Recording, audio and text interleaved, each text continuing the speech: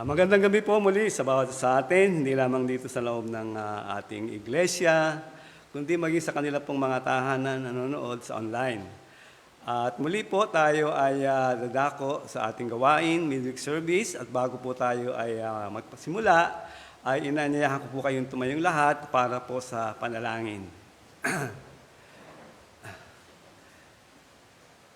Tayo po ay dumulog sa Panginoon. Aming Amang Banal na makapangyarihan sa lahat, muli sa iyo ang kapurihan, kaluwalhatian sa gabing ito. Hiningi po namin ang iyo pong pangunguna, gabay sa aming kalagitnaan, lalo na nga po sa pangangaral na iyong salita. Dalangin ko po na iyong lingkod ay gamitin mo na maging daluyan ng biyaya at pagpapala sa bawat isa.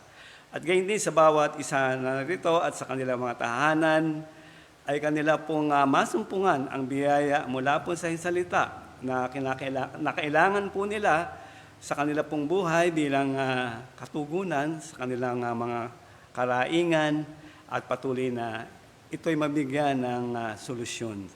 Ama, muli, patawad po sa anumang pagkukulang, kasalanan na gagawa, at dalangin po namin na ikaw po ang manguna, mamahala sa bawat bahagi ng aming gawain sa gabing ito. Maging ang aming mga kapatiran, ingat at gabayan, makasama po namin sila sa gabing ito sa aming pong panambahan. Sa pangalan ng anak na si Jesus. Amen. Manatili po tayong nakatayo para sa pag-aawitan. Magandang gabi po sa ating lahat at maligayang bati po sa ating midweek worship service po. Tayo muna magsiawit sa ating Panginoon sapagkat siya ay pag-ibig.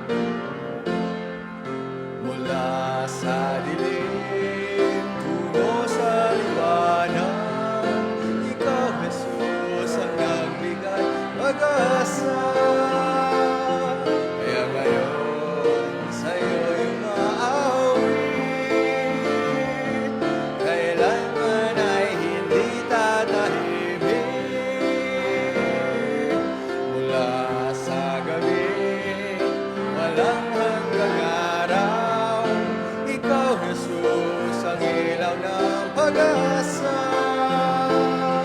Kaya ngayon, sa'yo'y umaawi. Kailanman ay hindi tatahimik.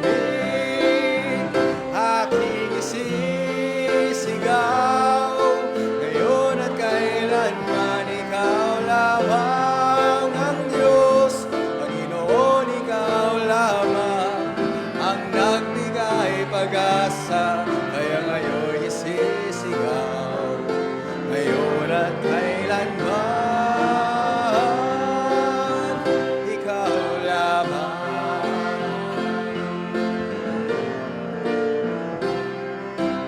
Diwang banal, ginhawa at gabay, sa buhay ay tapat kitang patnubay. Kaya ngayon, sa'yo'y umaawi. Kailanman ay hindi tatahimik. Aking isisigaw, ngayon at kailanman ikaw lamang ang Diyos. Panginoon, ikaw lamang ang nagbigay pag-asa. Kaya ngayon isisigaw, ngayon at kailanman ikaw lamang. Aking isisigaw, ngayon at kailanman ikaw lamang ang Diyos. Panginoon, ikaw lamang ang nagbigay pag-asa. Kaya ngayon isisigaw, ngayon at kailanman ikaw lamang. Ngayon at kailanman ikaw lamang. Amen po, tayo po'y magsikamayan sa isa't isa habang kinakanta ang Ligaya ng Buhay. Dahil tunay ngang maligaya ang ating buhay. Ligaya ng buhay kung kilala mo si Kristo. Ligaya ng buhay kung siya'y manunubos mo. Babaguhin ang iyong buhay kung siya'y kakamtan. Ang maging kay Kristo ay tunay na ligaya ng buhay. Ligaya ng buhay,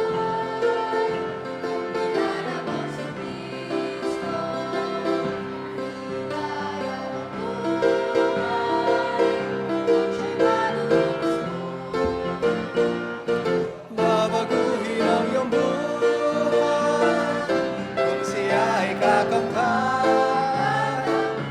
Ang maging kay Kristo ay tunay na ligaya ng buhay.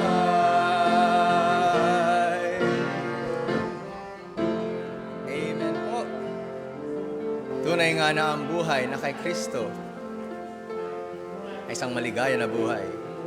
At dadako na po tayo sa ating mga anunsyo at paalala. Ang init. Daily Bible Blessings po. Lunes hanggang Sabado. YouTube at sa Messenger GC. Meron din tayong midweek service o prayer meeting. Salamat po sa mga dumalo.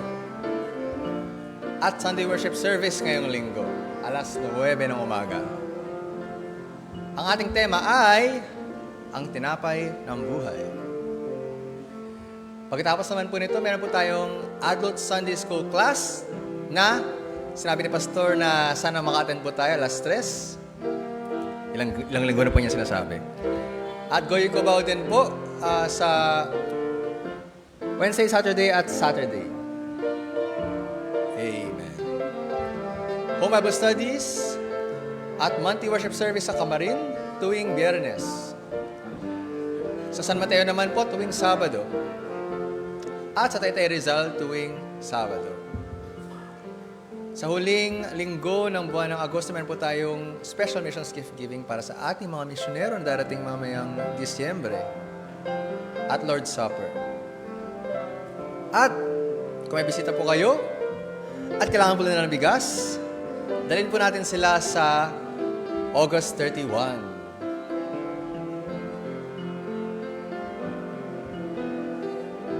Amen. December 17 na po.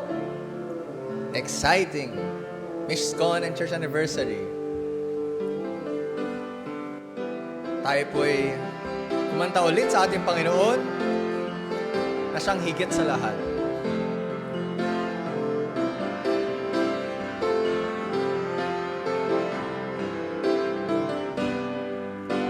Kapag ang langit ay sadyang maulaw at suliranin mo sa'yo'y nagpapahirap,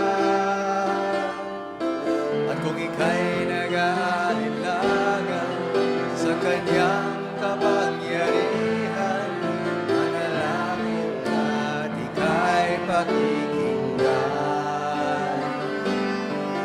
Simulan mong pagmasdan ang kapaligiran, mamamangha ka sa kanyang kagandahan.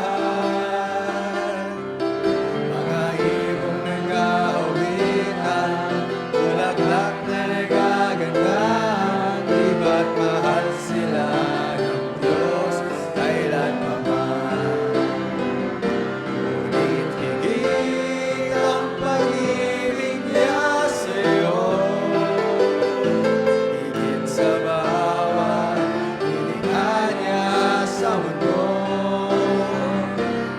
Ang naghahalaman ay kanyang inaalagaan, lalo kanyang pagkaingatan.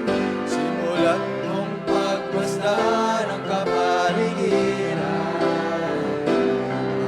mamamangha ka sa kanyang kagandahan.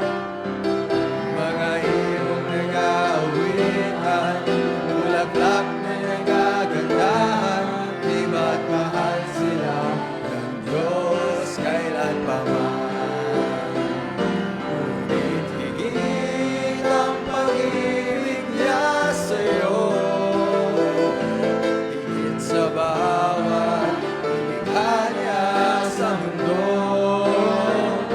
Kung ang mga halaman ay kanyang inaalagaan, lalo kanyang pagkaingatan. Tunay higit ang pag-ibig ni Jesus, higit sa bawat suliraning taglay mo. Lahat ng hirap at pasanin mo'y kanyang lulunasan, lagi kanyang pagkaingatan, lagi kanyang pagkaingatan.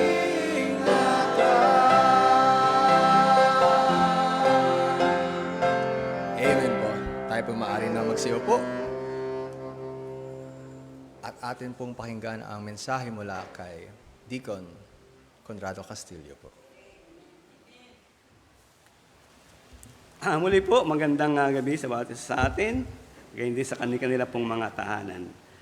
At ang ating pong paksa sa gabing ito ay bakit may paghihirap. At bago po tayo ay dumako sa pag-aaral ng salita ng Panginoon, atin muna po itong basahin sa Job chapter 1, 21 at 22. Job chapter 1, 21 at 22. At tatalon po tayo sa chapter 2, sa verse 9 at saka verse 10. At inanyayahan ko po kayong basahin natin ito. At salitan po nating basahin to, At pagdating dun sa 10, sabay-sabay natin itong basahin, Ako po sa Job chapter 1 verse 21, kayo sa 22, tapos ako sa 9 at sa 10, sabay-sabay po tayo. Sabi po dyan sa verse 21 ng Job chapter 1, at sinabi niya, hubad akong lumabas sa bahay bata ng aking ina, at hubad nababalik ako roon. Ang Panginoon ang nagbigay, at ang Panginoon ang nag-alis. Purihin ang pangalan ng Panginoon. 22 po.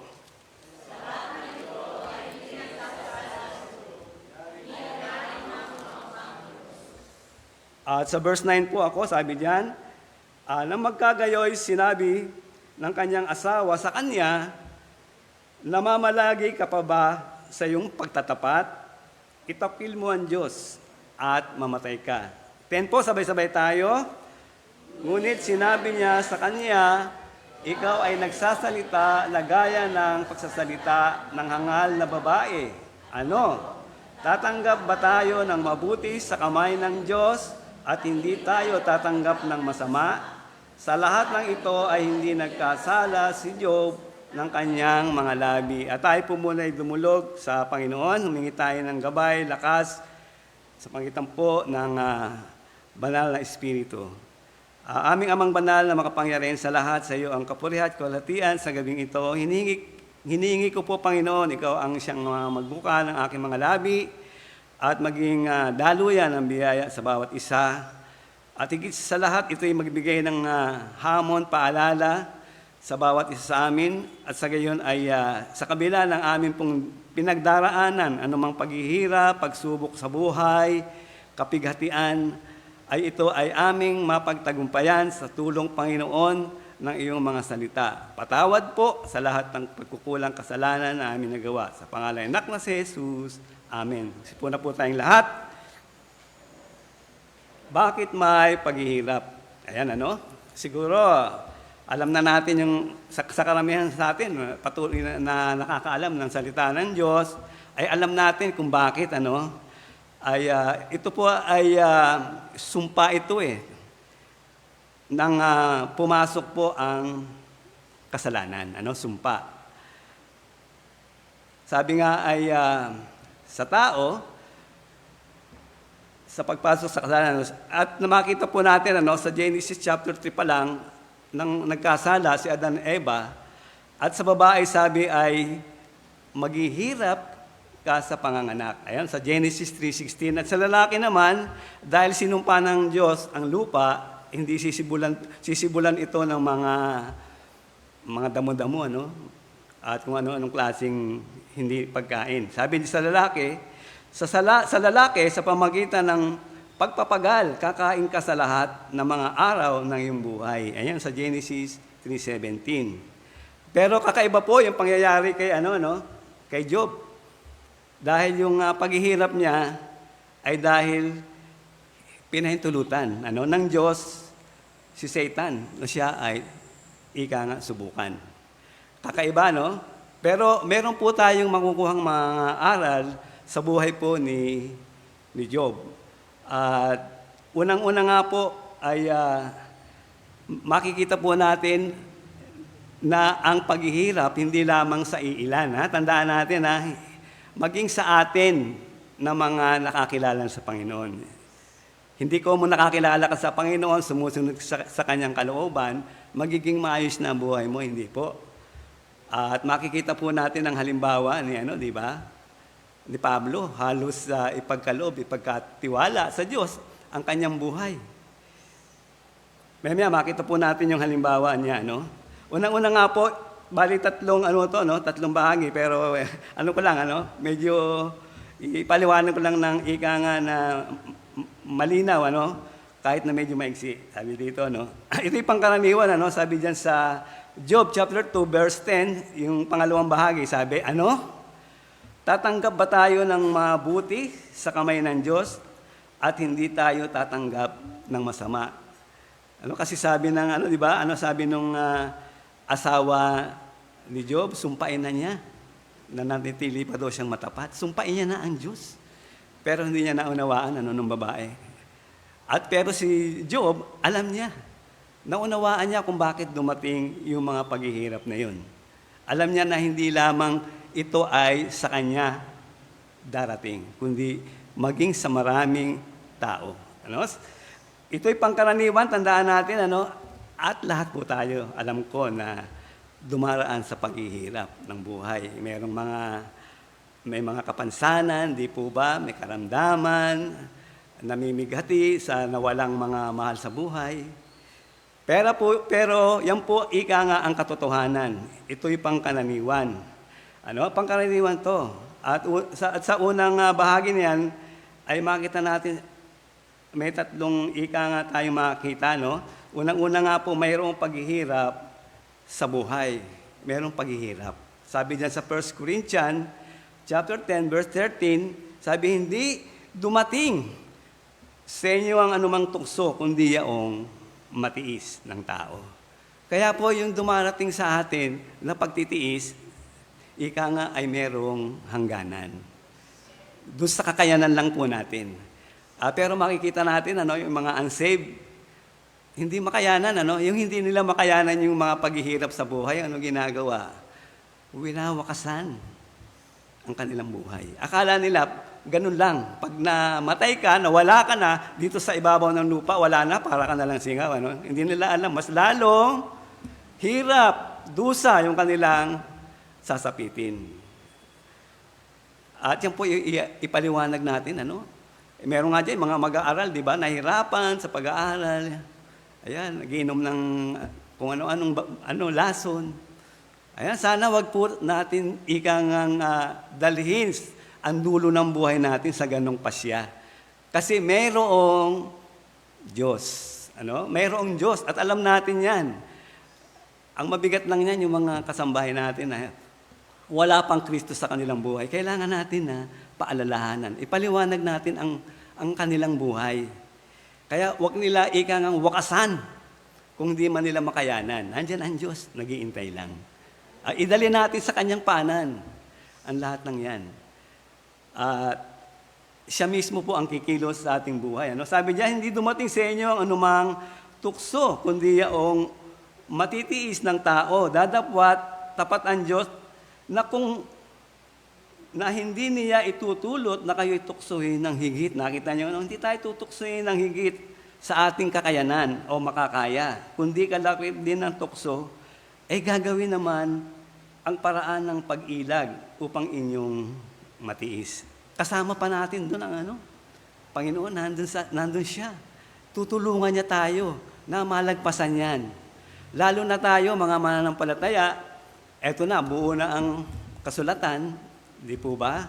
Wala nang ibang kaparaanan Meron diyang mga mga counselor, pero hindi naman nakakilala sa Panginoon. Yung mga panglabas lang na counsel ang maipapaabot sa inyo. Pero kung ang salita ng Diyos, ang siyang magiging gabay sa kanyang pagpapaliwanag, madali po natin ito na maunawaan. Yung una po, mayroong paghihirap sa buhay. At tandaan po natin, hindi mo maaalis, mawawala yung paghihirap. Ano ang kailangan natin? Sabi, sa paghihirap, magkaroon ng pagtitiis.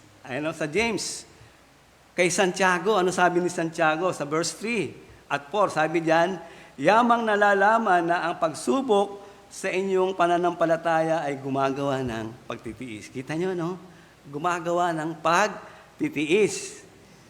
Verse 4 sabi, at inyong pabayaan na ang pagtitiis ay magkaroon ng sakdal na gawa. Kailangan lang pala patuloy doon sa tungkulin, gawain na ating ginagawa.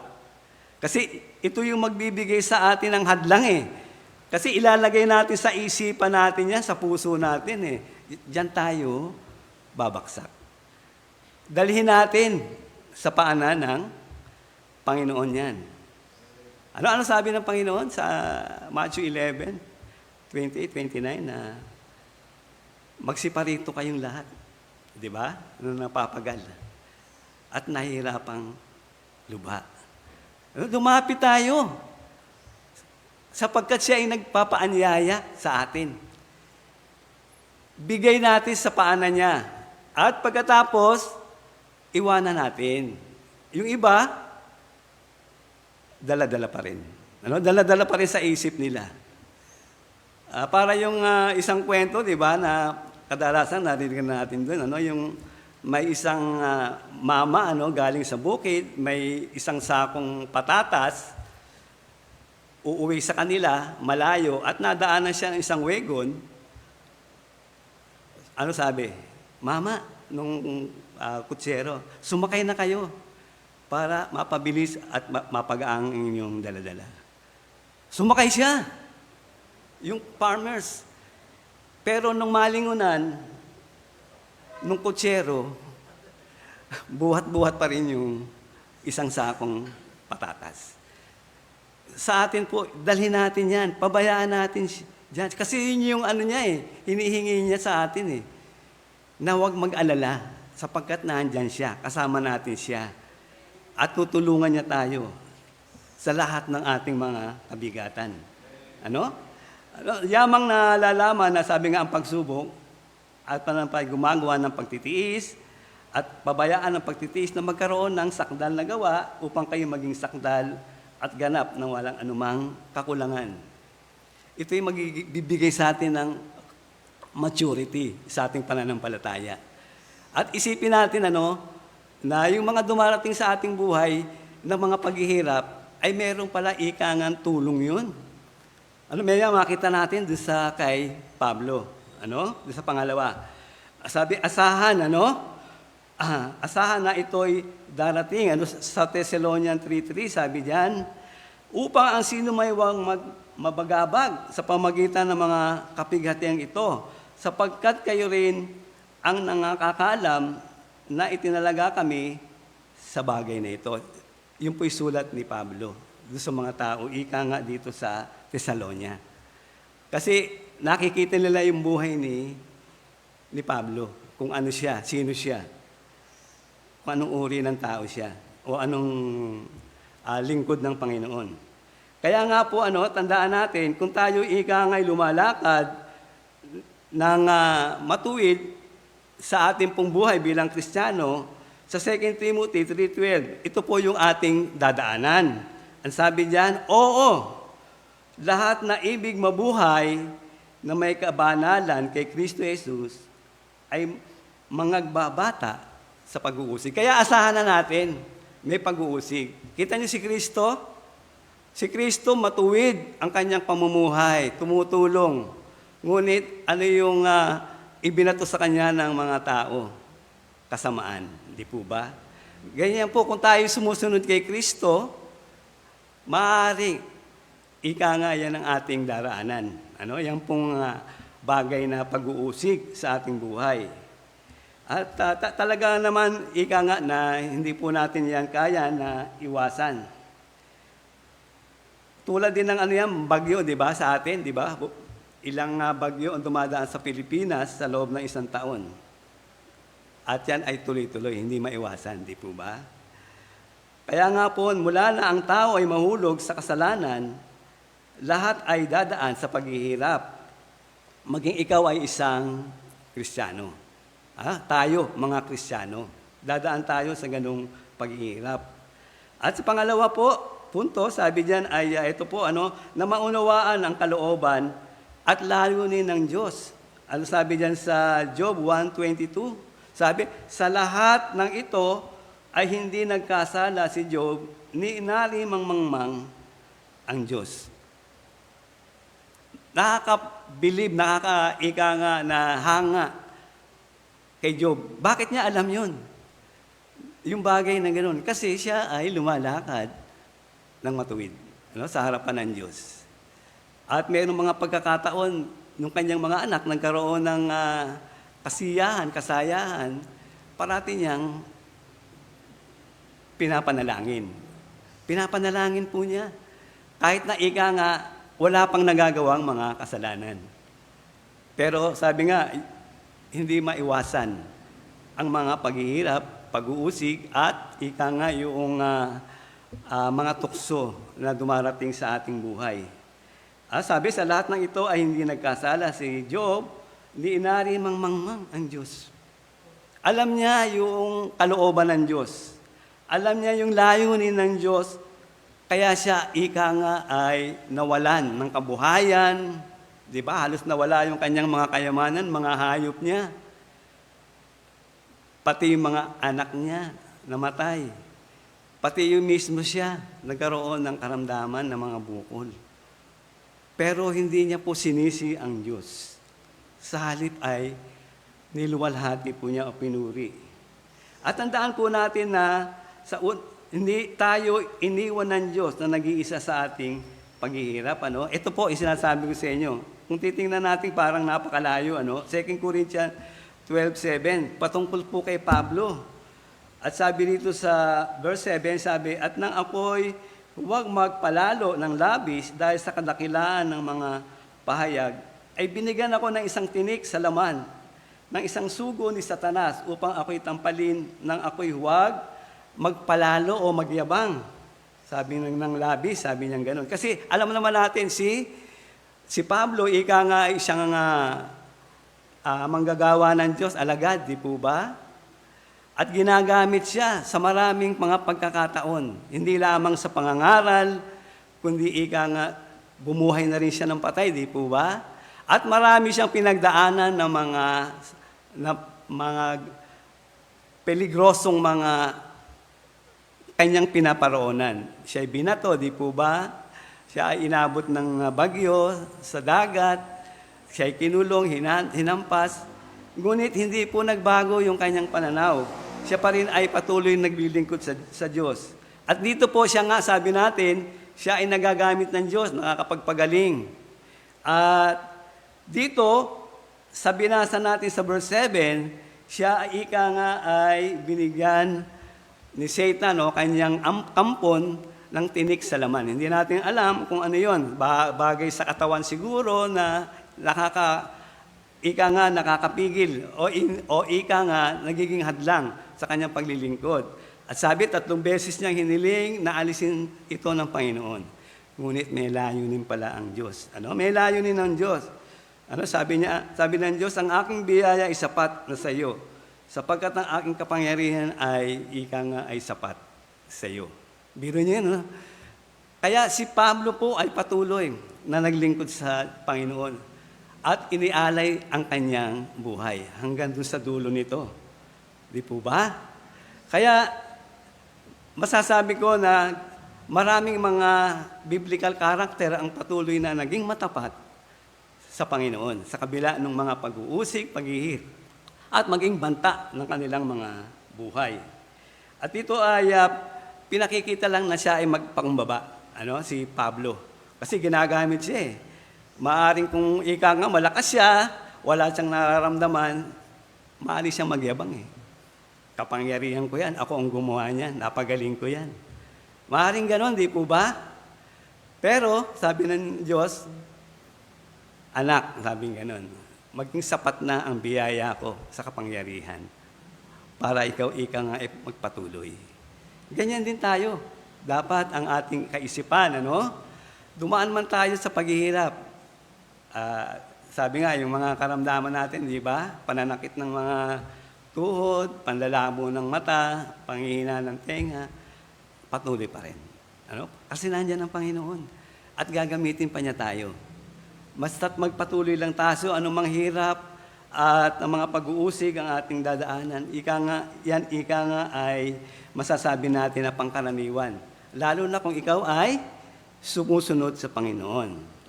Pangalawa, ano ba ang ating tugon? Sabi diyan sa 1 Peter 4:13, tayo ay magalak. Maging masaya pa tayo. Magkakaya-kaya po natin yon sa kabila ng mga pag-uusig, paghihirap na ating pinagdaraanan. Ano po sabi diyan? Sa 1 Peter 4:13, sabi rito, kundi kayo'y mga galak sapagkat kayo'y mga karamay sa mga hirap ni Kristo upang sa pagkahayag ng kanyang kaluwalhatian naman ay mga galak kayo ng malabis na galak. Maring hindi natin matikman dito sa lupa maitaas tayo, purihin tayo ng tao. Kasi yan yung pamantayan dito sa lupa eh. Doon sa mga tao na ika nga na kilala, may mga mataas na pwesto, may kaya sa buhay, yun yung tinitingala nila eh. At tayo maaaring sa isang tabi tayo. At pawalang halaga yung ating mga sinasabi. Lalo na yung salita ng Panginoon. No? Maggalak at luwalhatiin ang Diyos. Sabi po dyan sa 2 Corinthians chapter 1, verse 3 and 4, sabi, purihin nawa ang Diyos at Ama ng ating Panginoong Jesucristo, ang Ama ng mga kaawaan at Diyos ng buong kaaliwan. Kaya kumpleto po. Kumpleto ang ika nga ang pagpapalakas at ika nga na paalala ng Diyos sa atin. Kung tayo man ay dadaan sa ganitong mga kalagayan. No? Luwalhatiin ang Diyos. Sabi, purihin nawa ang Diyos at ang Ama ng ating Panginoong Jesucristo, ang Ama ng mga kaawaan at Diyos ng buo kaaliwan. Nabagamat kung minsan, di ba, dumaraan tayo sa mahabang araw, linggo, buwan, sa ating pong kalagayan na meron tayong ikang dinudulog, lalo na yung ating pong physical na pangatawan o maging yung mga pinansyal na pangailangan. Ngunit, parang dead man, parang wala ang Panginoon, parang hindi niya napapakinggan. Pero, ika nga, meron siyang eksakto o tamang panahon sa mga bagay na kanyang ipagkakaloob. Ang kailangan lang po natin, ika nga, maunawaan natin yung kanyang kalooban. Yung kanyang, masabi nga natin dito, ano yun? Yung layunin niya sa ating buhay. Meron po yung mga bagay na ninanais ng Panginoon na makita natin. Kasi kung minsan nakikita natin yung ating sarili, yung ginagawa natin, marami na akong nagawa, marami na akong ikang nabahaginan ng salita ng Diyos, at marami na akong ikang ministeryo sa loob ng iglesia. Hindi po yun no? Hindi po yun. Ang kailangan natin, ang kailangan po natin, ika nga, ang Diyos ang maitaas sa ating buhay. Siya ang makita.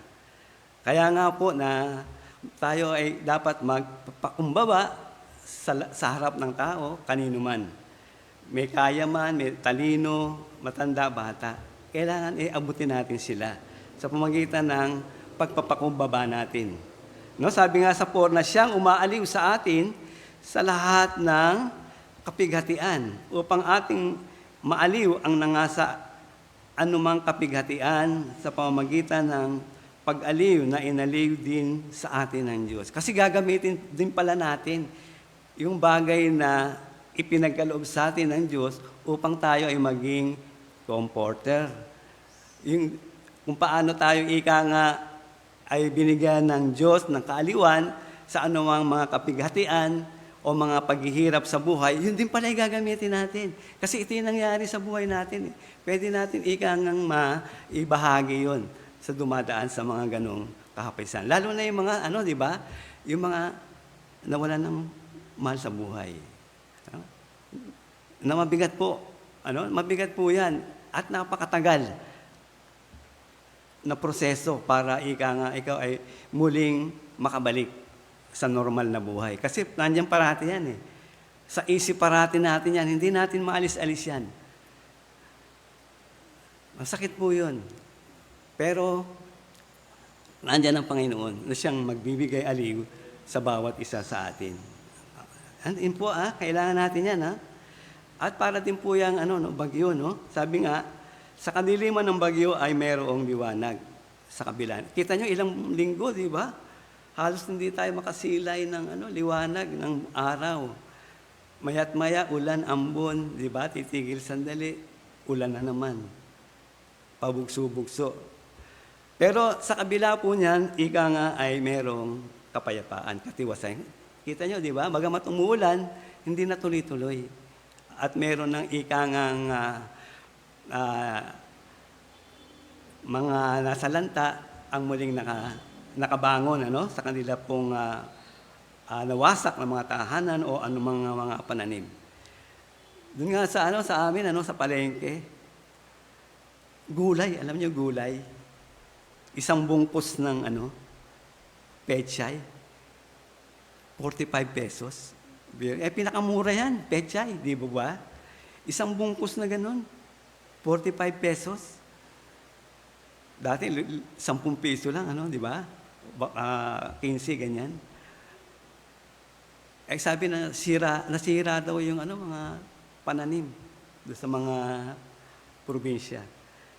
Kaya, ika nga, ganyan po ang buhay, At naalala ko rin po yung time na kami ay nag-alaga ng yung tilapia. Nabanggit ko na sa inyo yan, doon sa Batangas. Na halos umabot ng 3 taon, pinaiikot namin ang puhunan. At nung pangatlong taon na yun, ang laki ng aming aanihin. Kasi itinama namin sa buwan ng December. Kalakasan yan, di ba? Mayroong mga kapaskuhan, bagong taon. Ilang tonelada yun? Ilang cage yun? Alam mo, kunyari, bukas aanihin, bumagyo yung araw na ito. Na-wash out. Na-wash out po. Ang lalaki nung pagpunta ko po doon, puro patay na. Meron pa nga nagpakamatay. Gawa nung, kasi po yung yung pinakakain dyan, pellet, 3 klase yun. Inutang lang, para lang pag-aalaga. Ang laki nung nakuha, nautang. Siguro sa isip niya, wala nang paraan para mabayaran yun. Nagpatiwakal. Kita niyo, parang wala nang pag-asa. Ganon ang mga tao na wala sa Panginoon. Walang iniisip yung kanila lamang sarili, kapakanan. Ngunit tayo, alam ko na meron tayong pagmamahal, hindi lamang sa ating pamilya, kundi sa ating mga kasambahay, hindi lang kasambahay, kundi yung ating mga kaibigan, kakilala. At bigyan natin sila ng pagkakataon na magkaroon ng pag-asa. Pangatlo po, huwag mawala. Huwag mawala ang tiwala sa Diyos. Sa Diyos. Huwag mawala ang tiwala sa Diyos. Sa Job 1:21, sabi po diyan, at sinabi niya, hubad akong lumabas sa bahay bata ng aking ina, at hubad na babalik ako roon. Ang Panginoon ang nagbigay, at ang Panginoon ang nag-alis. Purihin ang pangalan ng Panginoon. Sino kaya makakapagsabi niyan na kung tayo ay nandoon sa pwesto, sa katauhan ni Job? Di ba? Pero siya po, malinaw po sa kanyang isipan, sa kanyang buhay, na yun ika nga ay pangkaraniwan. Biro mo, nawalan ka ng mga kabuhayan, nawalan ka ng mga anak, pati yung ika nga, yung sarili mo, nagkaroon pa ng karamdaman. Pero hindi po siya ika nga tumalikod sa Diyos, kundi bagkus siya ay lumuwalhati. Huwag pong mawala ang tiwala sa Diyos. At unang-una pong kailangan natin patuloy na manalangin. Patuloy na manalangin. Sabi po dyan sa Colossians 4:2, manatili kayong palagi sa panalangin na kayo'y mangagpuyat na may pagpapasalamat. Kasi ang mga bagay na dumarating sa buhay natin na dapat nating ipagpasalamat, hindi lamang yung mga bagay na biyaya na magaganda Maging yung mga paghihirap na yan. Kasi nakita ko dyan, maging sa buhay ko, na pinagdaanan ko, meron pala siyang magandang layunin. Tayo'y pinatatatag niya sa ating pananampalataya upang tayo ay magpatuloy. Yun yung kinakailangan natin. Kagaya ng sinabi ni James, di ba? Na tayo ika nga ay merong sakdal na gawa. Ibig sabihin, hindi ika nga ginagawa lang natin na petik-petik yung ating trabaho. kundi ginagawa natin ito ng buong puso. Ano? Ginagawa natin buong lakas natin. Kaya ika nga na maganda na makita sa atin yung ganong katangian. Kasi una, tayo'y magandang patotoo sa mundo. Upang sila ay sumunod sa ating pong landasin. Patungo sa Panginoon. Yun ang purpose ng Diyos eh. Na makita sa atin yung mga gandang bagay, yung mga katotohanan. At ito yung ika nga na magiging puhunan natin upang ang mga tao sa paligid natin, ating kasambahay, at lahat ng uri ng tao, maisama natin sa Panginoon. At gayon din, pangalawa, pasakop sa Diyos at magtiwala sa Kanyang kapangyarihan. Pasakop sa Diyos at magtiwala sa Kanyang kapangyarihan. Kasi nga hindi natin agad makukuha kung biglaan yung mga pangyayari sa buhay natin. Bakit nagkaganon? Maaaring ganun yung iba, katulad ng pangyayari ni Job. Bakit nagkagayon? Matapat naman ako. Ibinibigay ko ang katapatan sa Diyos. Pati nung aking mga anak, ipinapanalangin ko sa tuwina. Bakit nagkaganon na wala sila? Maaaring masakit po yung mga pangyayari na yun, ngunit merong kalooban ang Diyos. At eto nga po ang maganda nito, sa pagpapasakop, sabi nga dyan sa James 4:7, sabi sa English, submit, sabi rito, yourself therefore to God. Sabi dyan? Pasakop nga kayo sa Diyos. Kailangan natin ipagkatiwala, ibig sabihin, yung ating sarili, ang ating buhay, at ang lahat-lahat sa atin. Pasakop tayo sa Diyos. Yun yung ika nga kailangan natin eh. Hindi yung, ito lang ang gusto ko, ito lang yung magagawa ko sa paglilingkod. Hindi ganun. Kung ano yung ika nga kaya natin gawin para sa Panginoon, gawin natin. Huwag na tayong magdalawang isipan. Hindi tayo katulad nung di ba, yung mga, alala natin yung Good Samaritan. Di ba, yung Good Samaritan, yung isang mama, hinarang, binugbog, halos patay na, di ba? Kinuha yung kanyang mga ari-arian. At dumaan yung priest, di ba? Dumaan yung priest. Ano ginawa ng priest? Umiiwas doon sa taong nabugbog. Maaari sa isipan niya, baka pain lang to. Baka nandyan lang yun, yung mga tulisan na yan. O kaya, sabihin niya, tapos na yung tungkulin ko, galing na ako doon sa sa templo. Gumawa na ako, tapos na yung aking tungkulin. Hindi po ganun ang paglilingkod. Habang may magagawa tayo, gawin natin. Yung kaya natin. Yung kaya natin gawin. At, nung siya ay lumagpas, kasunod pala niya yung Levita. Ano sabi ng Levita? Lumihis din. Ano sa isip niya? Etong paring to, umiwas ako pa kaya. Diba? Kaya maganda dapat tayong patotoo. Sa bawat isa, hindi lamang sa mananampalataya, kundi sa mga tao sa ating paligid. Lalo na yung ating mga mahal sa buhay. Kasi tinitingnan nila tayo. Tinitingnan nila yung ating pananalita, yung ating ginagawa. At kung hindi maganda yung ating gagawin, hindi rin maganda yung magiging resulta nila. Kaya yun po yung kailangan natin, kailangan po ay patuloy po tayo na maging magandang patotoo, At hindi lamang pasakop sa Diyos at magtiwala, pangatlo ay may tagumpay mula sa Panginoon. Ito yung pinakamaganda, di po ba? Para tayo ikang nanood ng isang pelikula, di po ba? Di ba yung mga pelikula, di ba?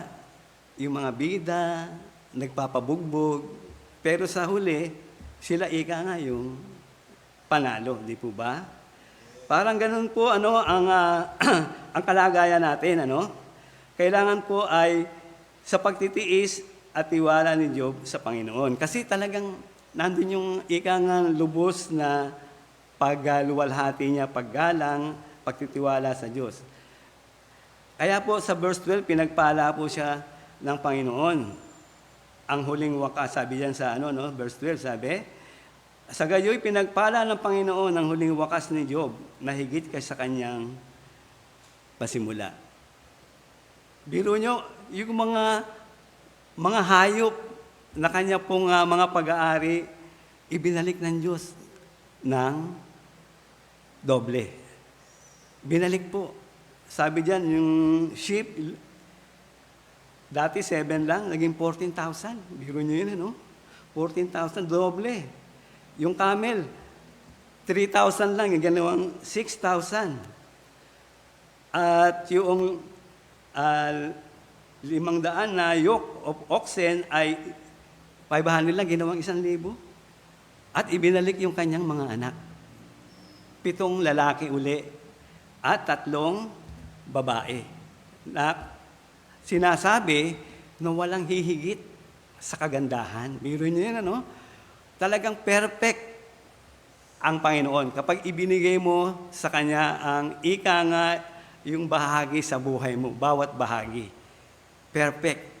Di ba? Sabi ni Pedro, Panginoon, kami naglingkod sa inyo, ano naman ang sa amin?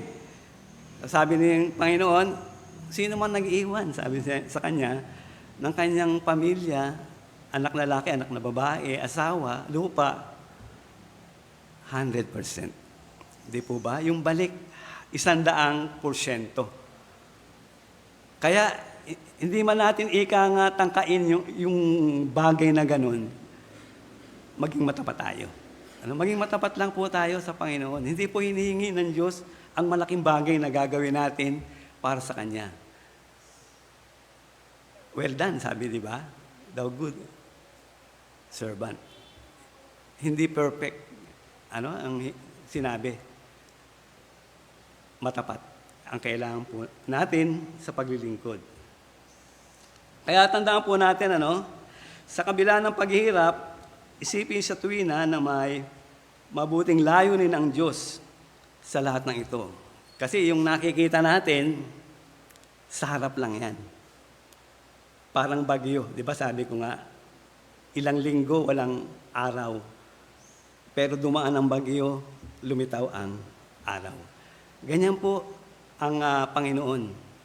Tayo po ay sinusubukan niya.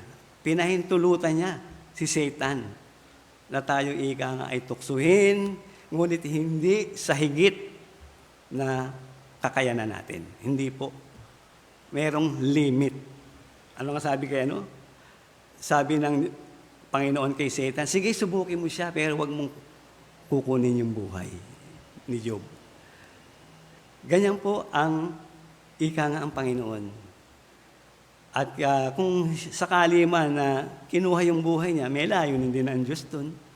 At tandaan, dahil sa kabila ng pinagdaanan niya, laging matapat siya at sa pagsunod sa Panginoon at buhay niya yung nakataya, merong nakakita nun. Merong nakakita. At yun ang isang magandang ehemplo. Kaya tandaan po natin, lahat tayo dadaan sa ganitong mga kalagayan. Pero hanggang dun sa kakayanan natin. Hanggang sa kakayanan natin. Kaya kailangan magkaroon tayo ng sakdal na gawa. Magpatuloy lang tayo sa kabila ng mga pinagdaraanan nating paghihirap na yan. Kasi merong magandang bunga. Hindi man dito natin makamtan yan, tiyak sa kabilang buhay. Okay, sana po ay isang paalala, ang mga salita ni Job na iniwan sa atin. Tayo po'y manalangin.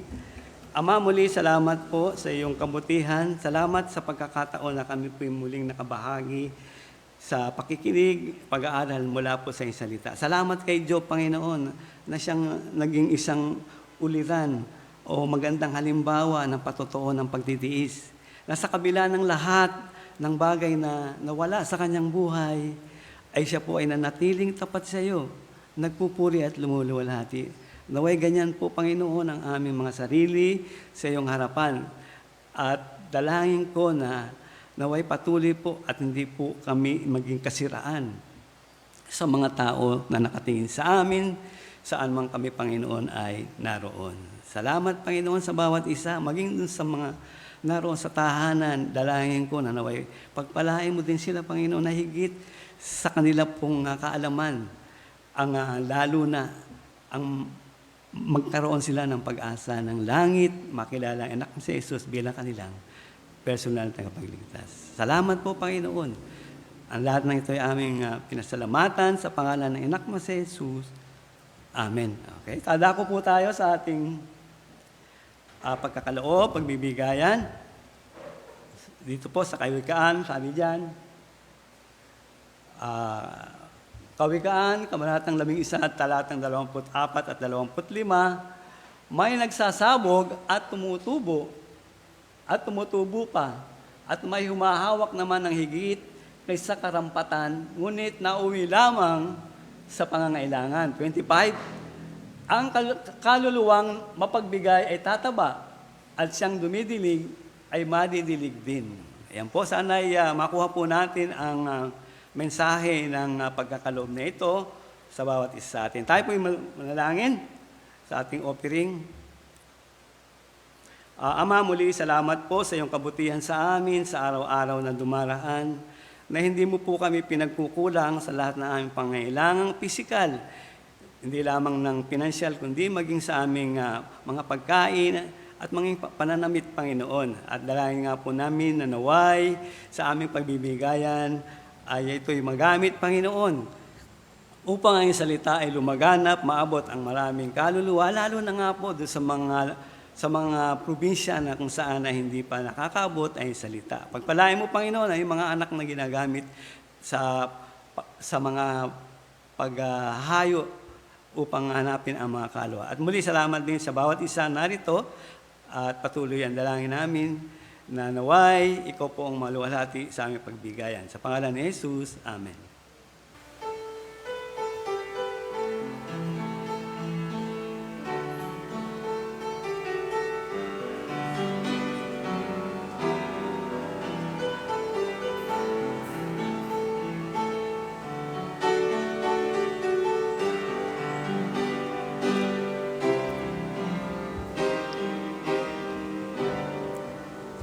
Tayo po yung salamat. Ama, salamat po sa nalikom na salapi.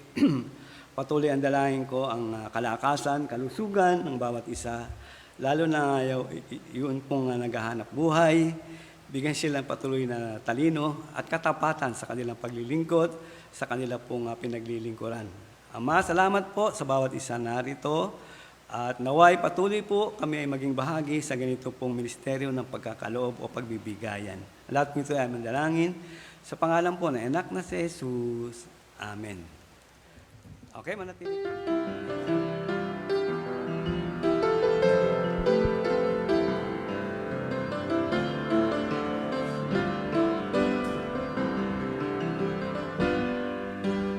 Ulit-ulitin kong awitin sa'yo ang pasasalamat at papuri sa rin ang mga hari at Diyos ko ngayon at sa habang